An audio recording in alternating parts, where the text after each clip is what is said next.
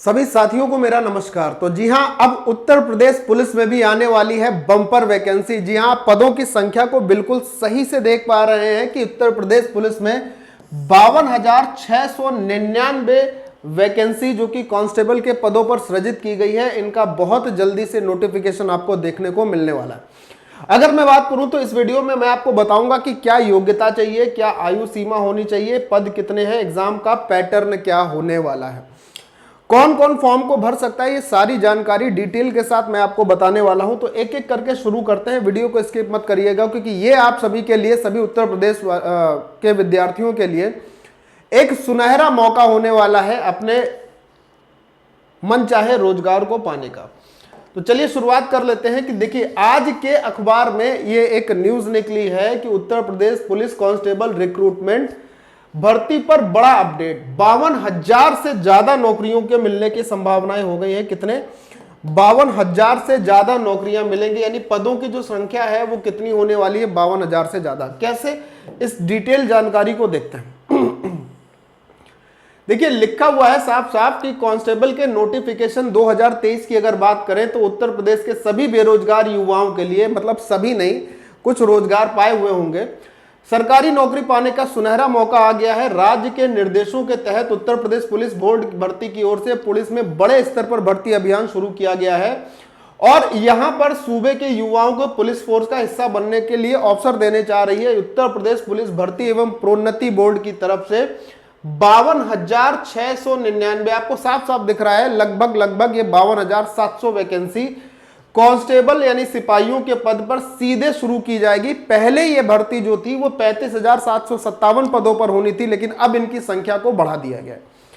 तो चलिए आगे की डिटेल जानकारी आपको बताते हैं। देखिए, यहां पर साफ साफ लिखा गया है कि राज्य पुलिस के इतिहास में इस सबसे बड़ी भर्ती, यानी कि ये उत्तर प्रदेश राज्य की सबसे बड़ी पुलिस भर्ती होने जा रही है। इस एजेंसी के लिए कुछ लोगों ने, मतलब इसका जो एग्जाम कराने वाली एजेंसी होती है, अभी तक कोई आगे नहीं हो रही थी, 10 माह से लगातार इसीलिए देर हो रही थी, नहीं तो ये वैकेंसी 10 महीने पहले आ गई होती। एग्जाम कराने वाली जो एजेंसी है या फिर उसको नकल को रोकने के लिए जो भी प्रावधान बनाए जाते हैं राज्य स्तर पर, उसके कारण सही से उस पर चीजें ना होने के कारण 10 माह से लगातार देरी हो रही थी, लेकिन अब ये बहुत जल्दी वैकेंसीज आपको दिखने वाली हैं। देखिए, साफ साफ लिखा है कि 15 जुलाई तक लिखित परीक्षा और भर्ती से संबंधित अन्य कार्यों के लिए एजेंसी चयन की निविदा को प्रकाशित कर दिया जाएगा। यानी आपको यह पता चल जाएगा कि 15 जुलाई तक कौन सी एजेंसी आपका रिटन एग्जाम और आगे के अन्य चयनित होने वाले कार्यक्रम में हिस्सा लेगी और आपकी चयन प्रक्रिया को आगे बढ़ाएगी। और देखिए, साफ साफ लिखा है तब जाकर इस वर्ष के अंत तक लिखित परीक्षा का आयोजन किया जा सकेगा, यानी दिसंबर 2023 तक आपकी प्रथम स्तरीय लिखित परीक्षा हो चुकी होगी। 2024 में चुनाव को भी है, ध्यान में रखना है। तो अब आप अपनी कलम और कागज लेकर तरीके से तैयार रखिए क्योंकि वैकेंसी का सिलसिला शुरू हो गया है। आगे की बात करें तो यहां पर बता दूं मैं आपको कि ये जो 52,699 वैकेंसी है ये कैसे कैसे आपको मिलेगी। देखो, यहां पर सबसे पहली वैकेंसी आएगी 41,811 पदों पर, जिसमें सिपाही नागरिक पुलिस, जिन पुलिस को हम लोग थानों में, चौकी में खाकी वर्दी के साथ देखते हैं, ये होती है सिविल पुलिस, इसको बोलते हैं नागरिक सिपाही पुलिस। इनकी संख्या है 41,811। उसी तरीके पीएससी में 8,540 वैकेंसीज होंगी, फायरमैन में 1,007 वैकेंसी होंगी और सिपाही यूपीएसएसएफ का मतलब है स्पेशल सिक्योरिटी फोर्स में 1341 पदों पर यह वैकेंसी निकाल के टोटल 52,699 वैकेंसियों पर कांस्टेबल पदों पर ये पद सृजित किए जाएंगे और इन पर क्या होने वाली है भाई? भर्ती की प्रक्रिया आगे बढ़ने वाली है। 15 जुलाई को इन सभी में क्या होगा? आपको लिखित रूप से नोटिफिकेशन आसपास देखने को मिल जाएगा। और ध्यान रखिएगा, यूपी पुलिस में अभी तक जिन बच्चों को, चाहे वो कोई भी भाई अपना यूपी पुलिस की भर्ती की तैयारी के सपने देख रहा हो और अगर वो ओवर एज हो गया है, तो मैं आपको एक अच्छी खबर ये दे सकता हूं कि यूपी पुलिस हमेशा क्या करती है, एज का रिलैक्सेशन दे देती है।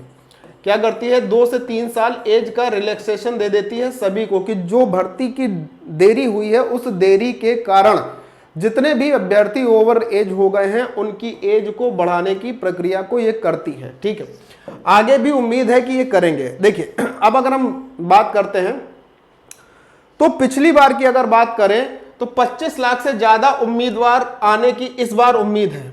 कितने? 25 लाख से ज्यादा फॉर्म आने की उम्मीद है। लेकिन मैं आपको बता दूं कि पिछली बार जब हुआ था तो 23 लाख अभ्यर्थियों ने आवेदन किया था, 23 लाख अभ्यर्थियों ने, और जब वैकेंसी बहुत कम थी। इस बार वैकेंसी है 52,699। तो आप ये मान के चलिएगा कि ये 25 लाख कह रहे हैं, लेकिन आवेदन कम से कम 30 लाख आवेदन होंगे। कम से कम उत्तर प्रदेश से 30 लाख आवेदन होंगे इतनी भर्ती परीक्षा के लिए।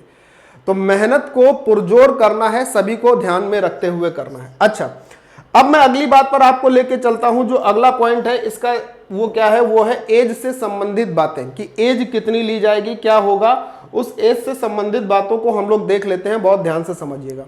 अगर मैं एज से संबंधित बात को करता हूं कि एज कहां कितनी होगी, तो उम्र सीमा की अगर बात करें तो जनरल कैटेगरी की 18 से 22 वर्ष की उम्र सीमा के लिए क्या होती है? भर्ती प्रक्रिया होती है। और ओबीसी एससी एसटी के लिए क्या होता है कि यूपी राज्य के नियम के अनुसार एज रिलैक्सेशन दिया जाता है कि ओबीसी को 3 वर्ष, एसटी एसटी को 5 वर्ष का एज रिलैक्सेशन वैसे ही दिया जाता है। लेकिन अभी क्या है कि 10 माह या उससे पहले से ही जो भर्ती में देरी हो रही है, इस देरी के कारण हो सकता है कि यूपी सरकार, उत्तर प्रदेश सरकार हर कैटेगरी के बच्चों के लिए उम्र की सीमा को 1 वर्ष या 2 वर्ष बढ़ाने का प्रावधान कर दे। सभी की उम्र को 1 या 2 वर्ष एज रिलैक्सेशन दे सकती है। ठीक है, अब कौन कौन बच्चे इस फॉर्म को भर सकते हैं? तो मैं आपको बताऊं, सभी के सभी बच्चे, ये ओपन फॉर्म होता है, सभी के सभी बच्चे इस फॉर्म को भर सकते हैं। सभी लोग इस फॉर्म को क्या कर सकते हैं? भर सकते हैं। बहुत ध्यान से सुनना, सभी बच्चे इस फॉर्म को भर सकते हैं, किसी भी राज्य से हो। लेकिन रिजर्वेशन का लाभ उनको होगा जिनके पास यूपी का डोमिसाइल होगा। ठीक। अच्छा, अगले पॉइंट पर अगर हम बात करते हैं तो इसका जो एग्जाम पैटर्न है, उस एग्जाम पैटर्न की अगर हम बात कर लेते हैं भैया, तो यूपी पुलिस की भर्ती परीक्षा का जो स्टेज फर्स्ट एग्जाम होगा, एग्जाम के पैटर्न की बात करें तो फर्स्ट स्टेज का एग्जाम होगा, वो 150 क्वेश्चन का एग्जाम होगा, जिसमें प्रत्येक क्वेश्चन 2 अंक का होगा, और इसके लिए आपको 120 मिनट यानी कि 2 घंटे का समय दिया जाए। अगर मैं बात करता हूं नेगेटिव मार्किंग की, तो भैया 0.50 यानी 1/2 की नेगेटिव मार्किंग होती है। और अब मैं बात करता हूं कि फर्स्ट स्टेज के एग्जाम में कौन कौन से सब्जेक्ट आपसे पूछे जाते हैं। तो फर्स्ट स्टेज के एग्जाम में जीके आपसे पूछी जाएगी, हिंदी आपसे पूछी जाएगी, मैथ आपसे पूछी जाएगी, और रीजनिंग भी आपसे पूछी जाएगी। तो यहां पर जीके के 38 क्वेश्चन होते हैं, हिंदी के 37 क्वेश्चन होते हैं, मैथ के 38 क्वेश्चन होते हैं, और रीजनिंग के 37 क्वेश्चन होते हैं। यानी अगर आप देखें तो जीके और मैथ एक ऐसा सब्जेक्ट है जिसमें 38 क्वेश्चन है, और हिंदी और रीजनिंग में 37 क्वेश्चन है। तो 37 38 75, 37 38 75, 75 75 150, टोटल 150 क्वेश्चन होंगे। प्रत्येक क्वेश्चन मैंने आपको बताया है 2 नंबर का होगा, यानी पहला जो फर्स्ट स्टेज का एग्जाम होगा वो आपके 300 नंबर का होने वाला है। तो ये इस प्रकार से मैं आपको बता रहा हूं सभी भाइयों को कि कलम कॉपी उठाकर अभी से सजग हो जाइए, क्योंकि बहुत ही जल्दी आपको नोटिफिकेशन देखने को मिलने वाला। और मेरे भाई, मैं आपको एक चीज और समझाना चाहूंगा कि देखिए एग्जाम पैटर्न, क्योंकि ये फर्स्ट स्टेज का एग्जाम है, सेकंड स्टेज का एग्जाम भी यहां होगा, जिसमें सीआरपीसी आईपीसी वगैरह आपसे संविधान पूछा जाता है। तो उसमें भी आपको बहुत अच्छी तैयारी करनी होगी, वो आपसे इसमें भी जीके में पूछा जाएगा। तो अभी से इन तैयारियों में लग जाइए, किसी भी प्रकार का ढीला मत डालिए। ये आपके लिए एक सुनहरा अवसर होने वाला है अपने सपने को साकार करने के लिए, अपने और अपने माता पिता दोनों लोगों के सपने को साकार करने के लिए।